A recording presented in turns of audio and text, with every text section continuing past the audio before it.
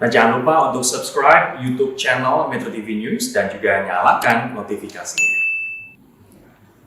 Dua fraksi di DPR diketahui tidak setuju dengan pengesahan RUU Cipta Kerja. Apa sebetulnya poin-poin yang diperdebatkan para wakil rakyat ini? Sudah bergabung dari luar studio anggota Komisi 3 fraksi Nasdem Taufik Basari dan anggota Komisi 3 fraksi Demokrat Didi Irawadi. Selamat malam Mas Tobas, Mas Didi. Selamat malam, saya koreksi anggota Komisi 11 ya. Baik, kami mohon maaf anggota Komisi 11, Mas Didi Irawadi dari Partai Demokrat. Mas Didi, apa saja sebetulnya pasal dalam RUU Cipta Kerja yang diperdebatkan oleh Demokrat sehingga akhirnya Demokrat sampai WO kemarin? Jadi kalau saya sebut pasal ini panjang sekali ya, banyak pasal ya, baik secara umum ya, menyangkut upah minimum sektoral, pesangon, soal AMDAL, soal serikat buruh dan berbagai hal yang dibahas. Jadi persoalannya begini, persoalannya undang-undang ini kontroversi luar biasa, ya. Kita lihat sejak kemarin, hari ini begitu dahsyat penolakan terjadi, ya, begitu dahsyat penolakan terjadi.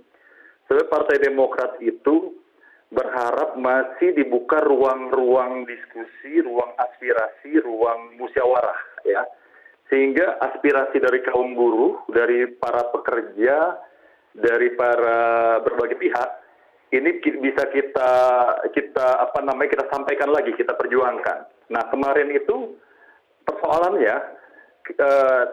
kami melihat pimpinan bersama pemerintah memaksakan bahwa kemarin itu harus ketok palu, harus gol. Sementara Partai Demokrat masih berusaha aspirasi masyarakat, aspirasi publik, serikat buruh dan sebagainya, para pekerja bisa kita masukkan dulu. Harusnya pimpinan kemarin memberikan ruang, ya ini sangat mengherankan kemarin ya, tidak memberikan ruang sama sekali untuk dilakukan musyawarah lagi ya.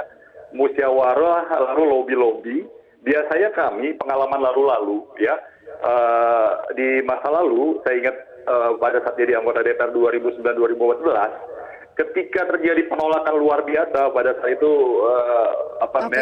ada pansus BBM dan sebagainya, itu pimpinan tidak langsung memaksakan, tetapi membuka ruang musyawarah, lalu diadakan lobby-lobby, ya, lobby-lobby pimpinan. Yang perlu didiskusikan menurut Demokrat, poin mana? Kalau misalnya ada banyak sekali pasalnya, setidaknya poin utama yang masih ingin didiskusikan oleh Demokrat itu poin yang mana?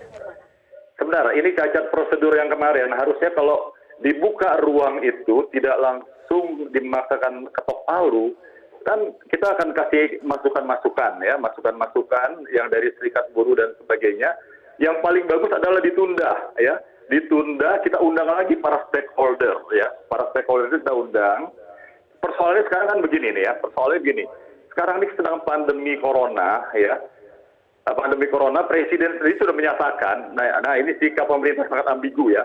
Presiden menyatakan bahwa kita perangi dulu jantung masalah corona ini, baru kita selesaikan berbagai persoalan. Nah, di saat pandemi ini yang paling menderita adalah para pekerja, ya, salah satunya terjadi PHK yang dahsyat, yang luar biasa, terjadi pengangguran, kemiskinan, bahkan sampai hal yang kelihatan sepele, banyak buruh yang di PHK tidak bisa membayar uang sekolah anaknya, uang pulsa internet dan sebagainya. Nah, ini kan sangat ironis ya, tidak bijaksana. Jadi yang lebih utama dipersoalkan Demokrat apakah urgensinya, timingnya, atau sebetulnya pasal-pasal kontroversial yang ada di dalamnya? Yang mana yang lebih dipersoalkan oleh Demokrat, Mas Didi?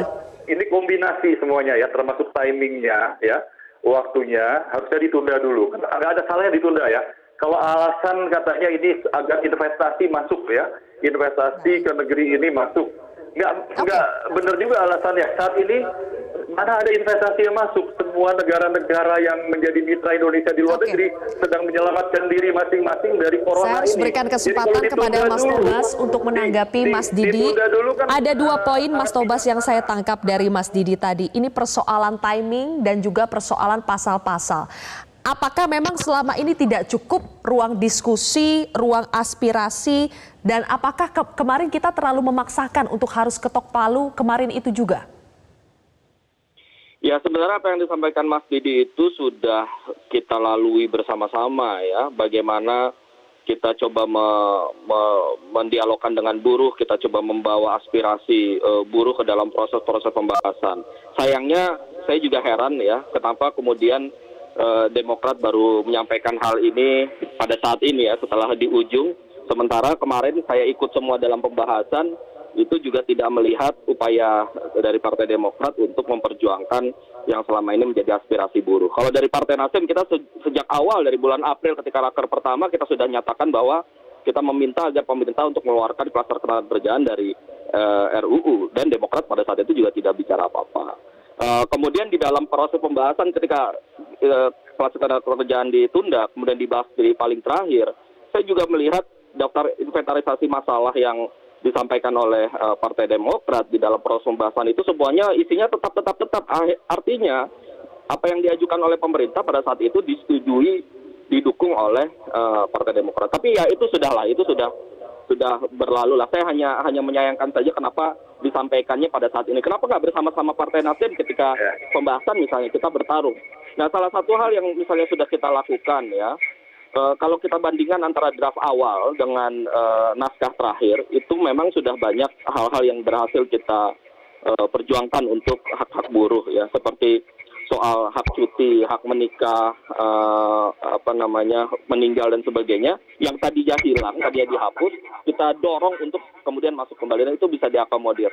Kemudian beberapa hal lainnya seperti UMK yang tadinya dihapus, akhirnya kita dorong, kita paksakan untuk masuk, akhirnya bersedia masuk. Jadi kalau kita bandingkan dari draft lama, sebenarnya sudah ada beberapa poin-poin yang kemudian dikembalikan kepada hak buruh. Memang saya harus akui persoalan pesangon ini menyisakan masalah ya, karena memang ada pengurangan dari jumlah yang tadinya 32 kali di Undang-Undang Naker yang lama, kemudian berubah menjadi 25 kali. Dengan skemanya pun juga berubah.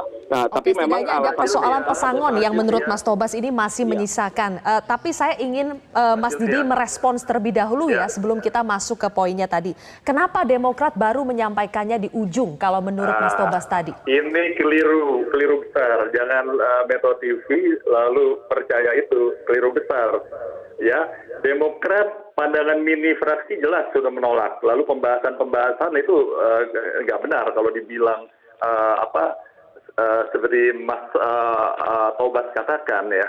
Dari kalau kami mendadak dibilang nggak mungkin. Kami dari awal, dari pembahasan di partai segala, kami sangat mengkritisi bahwa ini, kalau ingat ya pernyataan ketua fraksi, pernyataan para petinggi Demokrat beberapa bulan lalu di awal tahun, itu memang menolak ini karena timingnya tidak tepat. Kita ini fokus sebelum Presiden menyatakan bahkan ya bahwa kita hari ini yang utama ini selamatkan dulu anak bangsa ini ya dari resiko corona ini. Itu dari awal yang kita katakan. Jadi jangan dibolak-balik, jangan dibuat sesat publik. Ini kurang baik saya kira ya. Saya menghargai fraksi yang lain, tetapi pandangan kami ini yang firm demikian. Kami menolak dari awal hingga akhir. Ini saya kira inilah yang harus publik ketahui. Jadi jangan dibolak-balik, saya kira. Dan kemarin juga persidangan itu cacat menurut saya ya, cacat prosedur. Pertama begini ya, naskah dari RUU itu tidak disediakan pada kami. Ini pertama kali saya di paripurna tidak melihat di meja manapun naskah ya. Karena paripurna itu adalah forum tertinggi ya, walaupun tadinya dibahas di Balek, dianggap sudah selesai, tetapi di paripurna itu kan hak seluruh anggota DPR mewakili dapilnya, mewakili rakyat yang memilihnya. Naskahnya nggak ada begitu ya. Naskahnya tidak ada kalau menurut Mas Didi. Silakan nanti ditanggapi oleh Mas Tobas. Mohon maaf kita harus jeda terlebih dahulu. Nanti ada satu segmen lagi untuk keduanya bisa berbicara lagi. Pemirsa, Prime Time News akan kembali sesaat lagi. Kembali lagi bersama kami di Prime Time News, pemirsa, masih bersama dengan Taufik Basari dan juga Didi Irawadi. Mas Tobas, tadi Mas Didi mengatakan tidak dari awal sikap Demokrat sudah konsisten menolak dibahasnya RUU Cipta Kerja ini. Jadi ada persoalan timing yang sebetulnya disinggung titik berat Demokrat. Menurut Anda sebetulnya apakah RUU Cipta Kerja ini betul-betul urgent sehingga memang harus disahkan sekarang juga dan ini akan membawa perubahan ketika nantinya sudah diimplementasikan? Ya, berdasarkan kajian dari pemerintah membutuhkan satu produk undang-undang yang dapat menyelesaikan persoalan berbelit-belitnya perizinan dan tumpang tindihnya peraturan. Nah, sebenarnya fokus utama dari RUU Cipta Kerja itu seperti itu. Oleh karena itulah kemudian dimuatlah beberapa norma-norma yang berhasil membereskan persoalan-persoalan tersebut di berbagai undang-undang yang ada. Karena metodenya adalah metode Omnibus Law. Ada beberapa persoalan-persoalan yang klasik dan menahun seperti misalnya soal single map policy ya, yang selama ini tumpang tindih antara beberapa kementerian. Kemudian ada lagi soal bagaimana kita berhasil menyatukan proses perizinan dengan OSS, online single submission dan sebagainya. Banyak hal-hal yang sebenarnya akan sangat berguna. Dan apakah justru di tengah pandemi persoalan perizinan investasi itu menjadi semakin penting? Ya, kalau kita melihat dari alasan pemerintah, ini kan ada dua pihak ya. Pemerintah memberikan alasan, kemudian DPR menanggapinya dengan cara menjaga agar undang-undang ini tidak melanggar hak-hak masyarakat. Nah, kalau dari sisi pemerintah dengan sistem yang saat ini sedang dibangun, mereka meyakini bahwa undang-undang ini akan bisa mendatangkan investasi. Karena yang menjadi persoalan yang dikeluhkan oleh berbagai macam investor adalah soal birokratisasi dan perizinan. Dan ini sebenarnya ketika dibawa ke DPR, kita kemudian mencoba membawa RUU ini tidak hanya pada kepentingan pengusaha besar, tapi kemudian kita dorong bagaimana UMKM juga mendapatkan fasilitas, pengusaha-pengusaha kecil dimudahkan, petani bisa mendapatkan fasilitas, orang yang tinggal secara turun-temurun di kawasan hutan bisa mendapatkan kepastian dan perlindungan hukum. Poin-poin itu banyak sekali ada di Undang-Undang Cipta Kerja. Oleh karena itulah maka meskipun kita merasa ada beberapa catatan terkait dengan klaster ketenagakerjaan, tapi poin-poin lain di dalam 10 klaster ini sudah sangat baik yang kalau misalnya tidak kita putuskan, tidak kita jadikan ini undang-undang, maka potensi-potensi hal-hal yang bisa kita raih terkait dengan 10 klaster lainnya di dalam Undang-Undang Cipta Kerja ini bisa jadi tidak jadi kita dapatkan. Nah, oleh karena itulah maka kita menghargai prosesnya. Meskipun kami dari fraksi Nasdem bertempur habis-habisan untuk coba memperjuangkan hak-hak buruh, tapi kita menghargai prosesnya, itu sudah menjadi keputusan bersama, maka kita menerima undang-undang tersebut. Oke, 2 menit terakhir untuk Mas Didi. Meskipun tetap ada catatan-catatan dalam undang-undang ini menurut Mas Tobas, tapi manfaatnya juga banyak, Mas Didi. Bagaimana Demokrat menyikapi hal tersebut? Jadi begini ya, kami bersyukur tidak bertanggung jawab pada undang-undang cacat prosedural ini ya. Sebenarnya mau debat lebih lanjut ini agak aneh jadinya, karena kemarin saya mau protes soal naskah RUU itu, tetapi keburu kami kecewa, kami walk out kan ya. Tetapi kalau kita kembali lagi ke balik yang lalu, memang ada beberapa hal yang jelas ini tidak adil. Misalnya upah minimum sektoral yang menurut para pekerja ini yang dihapus. Ini kan tidak adilnya bagaimana, Mas Didi? Tidak adil ya. Ya, kalau upah minimum sektoral itu kan harusnya mengikuti setiap wilayah-wilayah itu berbeda-beda. Kalau dipukul rata kan jadi aneh gitu ya. Harusnya dibicarakan lebih jauh lagi. Lalu soal pesangon ya. Persoalan AMDAL jangan lupa. Ini AMDAL juga jadi masalah. Ini AMDAL ini kan harusnya melibatkan masyarakat setempat ya. Undang-undang yang lama jauh lebih bagus. Tapi ini aneh kok masyarakat setempat tidak dilibatkan dalam pembahasan AMDAL. Ini kan berbahaya bagi kelangsungan lingkungan ke depan ya. Lalu tadi kalau bicara ini untuk meningkatkan investasi yang mana? Sekarang seluruh dunia para investor mati suri ya. Kita lihat ya, pergerakan saham aja di Indonesia, pergerakan indeks saham itu masih terkoreksi sampai hari ini ya. Belum ada recovery, masih perlu waktu.